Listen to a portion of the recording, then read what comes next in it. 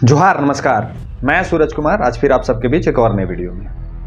कल एक वीडियो काफ़ी तेज़ी से वायरल हुआ है सोशल मीडिया पे। एक वकील हैं जो कलकत्ता हाई कोर्ट में वकालत करते हैं और वो कुर्मी समुदाय के केस को देख रहे हैं। उन्होंने कल एक 36 मिनट का वीडियो रिलीज किया है। उस 36 मिनट के वीडियो में कुछ बातें उन्होंने ऐसी बताई हैं कि आज के जनरेशन को सुन के वो दंग रह गए। क्या सच में कुर्मी आदिवासी है? उन्होंने तो यहाँ तक कह दिया कि अभी वर्तमान के जो एसटी हैं, जो आदिवासी हैं, उनसे पुराना जो डीएनए है वो कुर्मी समाज का है, यानी सबसे पुराने आदिवासी कुर्मी समाज के लोग हैं। ये हम नहीं कह रहे हैं, ये वकील साहब का शोध कह रहा है। उन्होंने जो शोध किया है अपने इस पूरे जीवन काल में, उन्होंने जो पढ़ा है उसके आधार पे हम ये बातें कह रहे हैं। उनका कुछ क्लिप है, वो भी मैं आपके वीडियो में दिखाऊंगा आगे। और मैं इस वीडियो में कुछ चीज़ें हैं जो साफ साफ आपको बता दूंगा कि आखिर ये लड़ाई क्यों लड़ा गया और इससे किसको फ़ायदा हुआ, कौन नुकसान झेला और आने वाले भविष्य में किनको क्या मिलने जा रहा है। ये तमाम बातों को हम इस वीडियो में रखेंगे। तो जो नए साथी देख रहे हैं वो चैनल को सब्सक्राइब कर लीजिए। फेसबुक पेज पे देख रहे हैं, पेज को फॉलो कर लीजिए। चैनल को ज्वाइन करके हमें सहयोग कीजिए और स्कैनर के माध्यम से भी आप हमें सहयोग कर सकते हैं। आप बहुत सारे साथियों ने मुझे सहयोग किया है ज्वाइन करके, उनको तहे दिल से धन्यवाद है। और जो करना चाहते हैं वो कृपया करके हमारे चैनल को ज्वाइन जरूर कर लें और जो सक्षम है वो स्कैनर में भी सहयोग हमें कर सकते हैं। तो चलिए वीडियो को शुरू करते हैं। कल एक इंटरव्यू जो कलकत्ता हाई कोर्ट में वकालत कर रहे हैं वकील साहब, उनका एक इंटरव्यू में देखा और बहुत सारे साथियों ने मुझ तक वो लिंक को भेजा कि दादा इस वीडियो को पूरा सुनिएगा। हमने भी सुना और अध्ययन किया और देखा कि वो तो ऐसे चीज़ को रखे हैं, लेकिन एक चीज़ मैं वहाँ भी देखा, वहाँ भी मैंने एक चीज़ क्या देखा कि कमेंट बॉक्स में पढ़ रहा था तो कमेंट बॉक्स में वहाँ भी उनको गालियाँ दिया जा रही थी।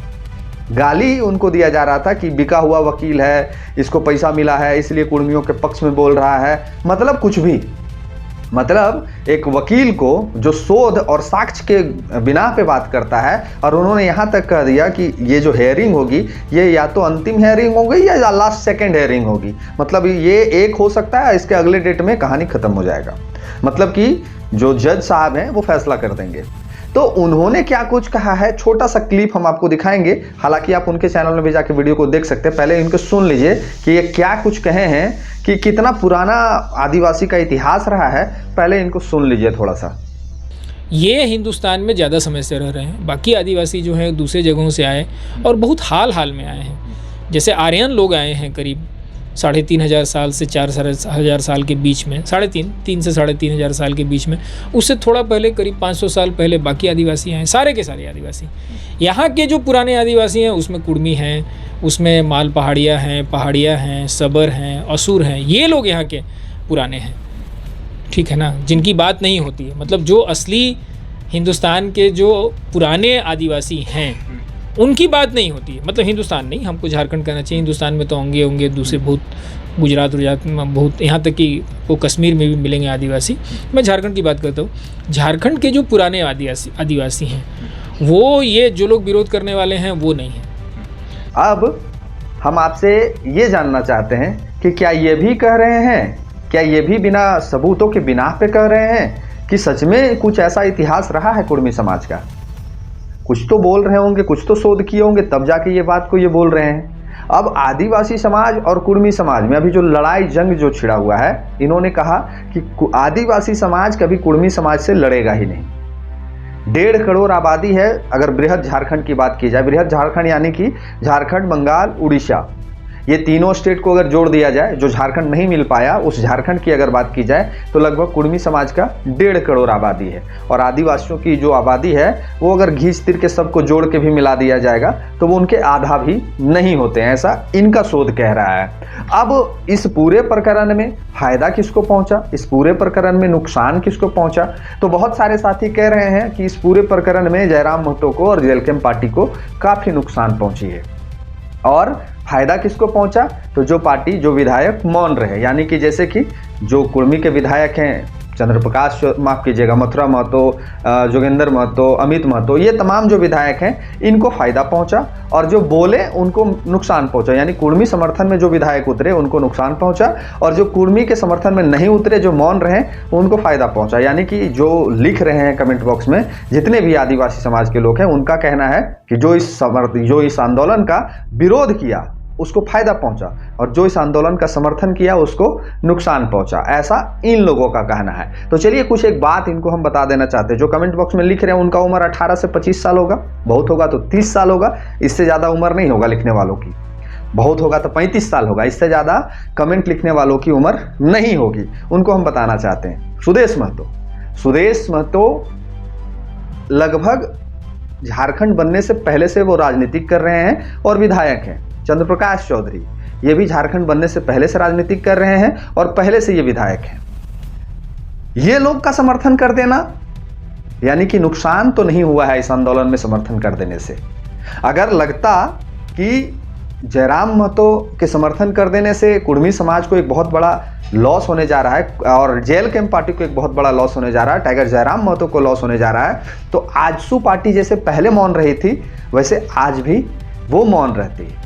ना ही सुदेश महतो इसमें बोलते, ना ही चंद्रप्रकाश चौधरी बोलते, ना ही रोशन लाल चौधरी बोलते और ना ही नगेंद्र महतो बोलते और ना ही जो अभी आजसू के विधायक लोग, जो हारे हुए भी विधायक हैं, वो लोग बोलते। यानी कि कुल मिला जुला के तो हमें यही समझ में आ रहा है कि हमारा तजुर्बा, हमारा जो बुद्धि है उससे तो सुदेश महतो का बुद्धि ज़्यादा होगा, उससे तो चंद्रप्रकाश चौधरी का बुद्धि ज़्यादा होगा। हम तो कल से 2 साल से 3 साल से झारखंड को मतलब कि जान रहे हैं, जब से हमने होश संभाला है, जब से राजनीतिक में इंटरेस्ट लिया है। लेकिन ये जो नामे हैं, ये नामे जो हैं, ये पहले से राजनीतिक करते आ रहे हैं, बहुत पहले से झारखंड को देखते आ रहे हैं। तो इनका समर्थन में कूद जाने का मतलब क्या है? नुकसान नहीं। इनका कूद जाने का मतलब नुकसान नहीं है। और ये बुद्धिजीवी जो वर्ग हैं, जो आदिवासी समाज के लोग हैं, इस बात को भी बखूबी समझ रहे हैं। आप अर्जुन मुंडा जी का स्टेटमेंट देख लीजिए, इन्होंने विधानसभा या फिर सांसद भवन में इन्होंने क्या कुछ कहा था, इन्होंने भी आदिवासियों का समर्थन किया। अन्य सूर्य सिंह बिसरा साहब को देख लिए, वो भी समर्थन कर रहे हैं।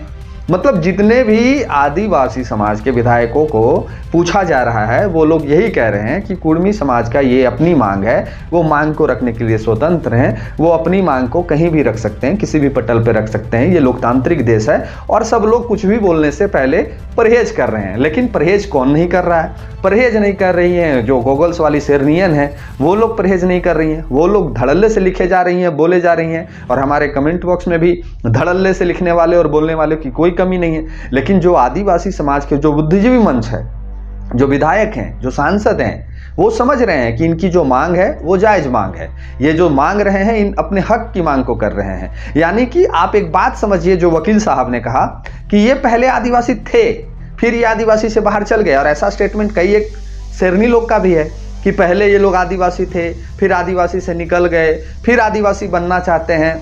तो पहले आप तो खुद स्वीकार रहे हैं ना कि ये आदिवासी थे, पहले ये आदिवासी थे। फिर जब कांग्रेस की सरकार आई तो कांग्रेस की सरकार ने इनको बाहर कर दिया। 1931 यानी भारत आज़ादी से पहले ये आदिवासी थे।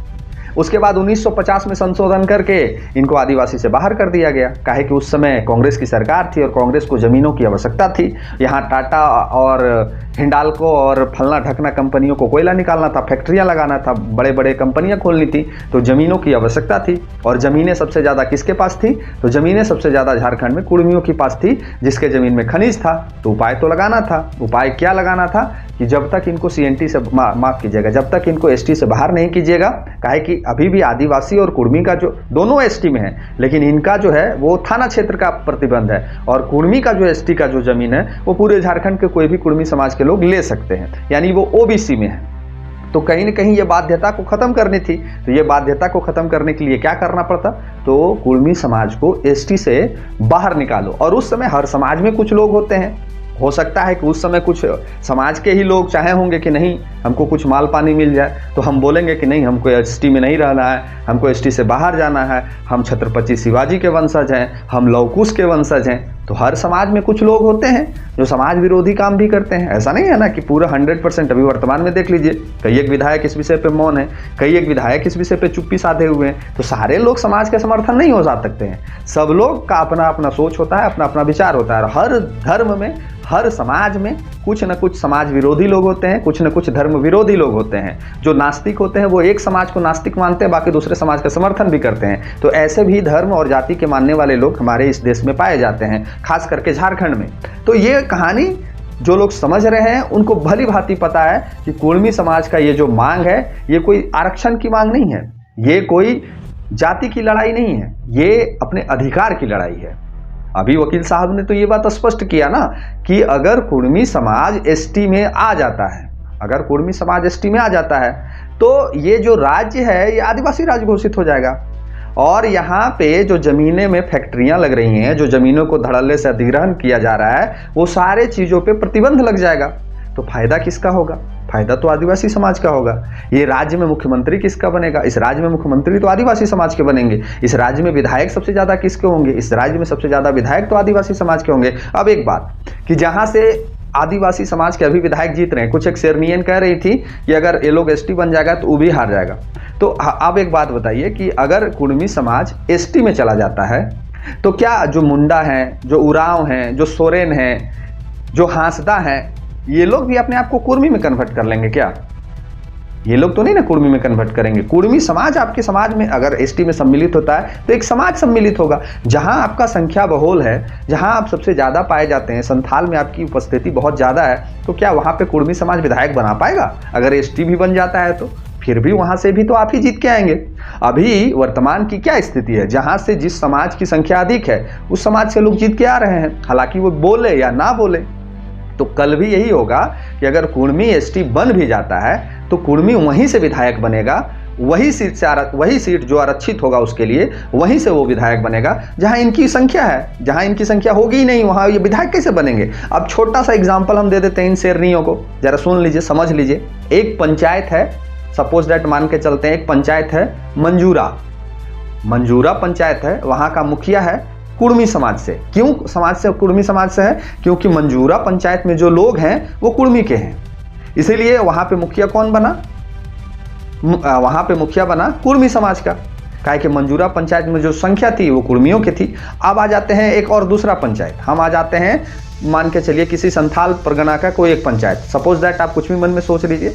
उस पंचायत में वहां पे जो उपस्थिति है वो आदिवासियों की है, यानी कि जैसे कि मुंडा का, उरांव का, इनकी उपस्थिति वहां पे सबसे ज्यादा है उस पंचायत में। अब उस पंचायत में अगर पंचायत का चुनाव होगा तो कौन लड़ेगा? कुर्मी तो आदिवासी बन चुका है, कुर्मी तो आदिवासी बन चुका है, तो वहां से चुनाव कौन लड़ेगा?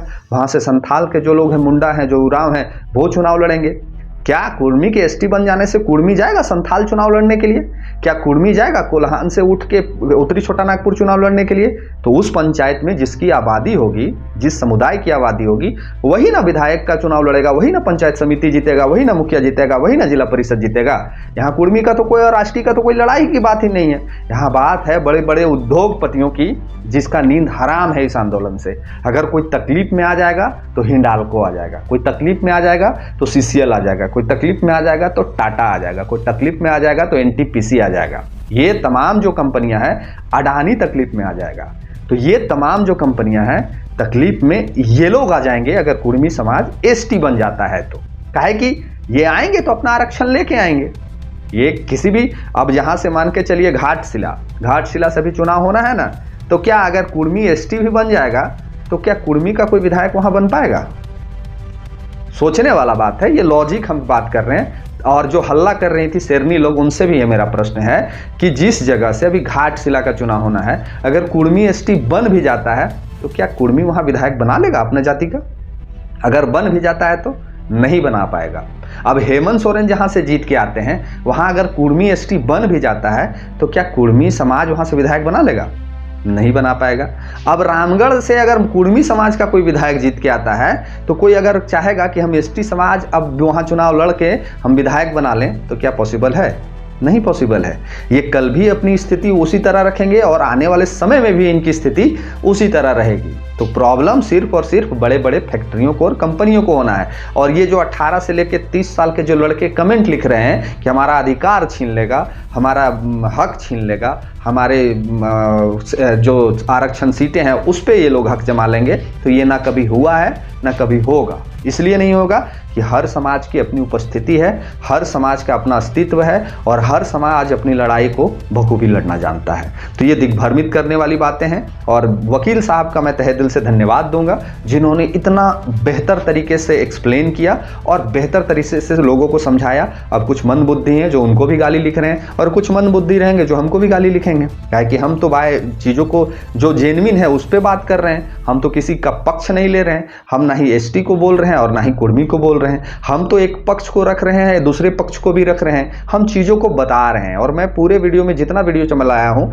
सब में मैंने कभी नहीं कहा कि हम कुर्मी का समर्थन कर रहे हैं, हम आदिवासी का समर्थन कर रहे हैं। हम लोग एक विचार का समर्थन कर रहे हैं, एक समुदाय एक जाति की अस्तित्व की मांग का समर्थन कर रहे हैं। कल आपकी भी बारी आएगी तो आपका भी समर्थन करेंगे और हम लोगों ने किया भी है। तो बाकी आप लोग इस वीडियो के माध्यम से लोगों को आप लोग भी जागरूक कीजिए, समझाइए। और हम आदिवासी भाइयों से कहेंगे कि चीज़ें इतनी जल्दी व्याकुल नहीं होने की है, चीज़ें इतनी जल्दी व्याकुल होने की नहीं है। धैर्य रखिए, समझिए, पढ़िए, इतिहास को जानिए, वर्तमान को देखिए और भविष्य के बच्चों के बारे में सोचिए। अगर कुर्मी एसटी नहीं बनता है तो कुर्मी का तो जो होना है हो ही रहा है। आपके भी ज़मीनें सुरक्षित नहीं होंगी, आपके भी ज़मीनों को धड़ल्ले से कंपनियां लूटेंगी और कोयला निकालेंगी और आपको भेज देंगी जंगल में कि वापस चले जाइए। वकील साहब ने बोला ना कि आप चल जाइए साउथ अफ्रीका, चल जाइए केनिया, चल जाइए चाइना। तो चीज़ों को समझिए, उसके बाद अपनी प्रतिक्रिया लिखिए।